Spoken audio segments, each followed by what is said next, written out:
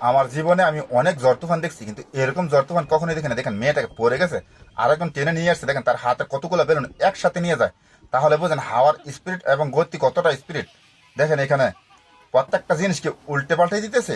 দেখেন ম্যান হলে ডাকনাগুলো বাতাসের মাধ্যমে সবগুলো কিন্তু উঠতেছে। দেখেন কতটা স্পিরিট, কাগজগুলো কিভাবে উড়িয়ে নিয়ে যেতেছে। এতটা বাতাস আর এতটা তুফান বাংলাদেশে আমি কখনো দেখিনি। তো ভিডিওটা মনে হয় যে এক জায়গা থেকে নেওয়া হয় না, অনেকগুলো জায়গা থেকে একটু একটু করে নেওয়া হয়েছে। কিন্তু ভিডিওটা দেখতে থাকেন।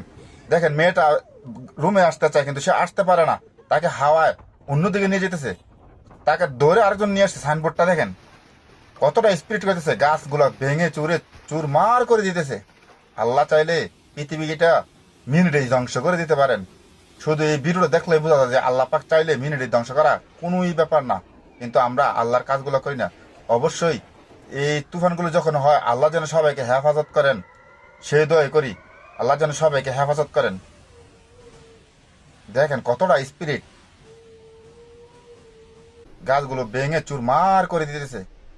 বাড়ি ঘর দেখেন কিভাবে উল্টিয়ে দিতেছে। এতটা কতটা স্পিরিট হলে এইভাবে উল্টিয়ে দেয় তাহলে বুঝেন।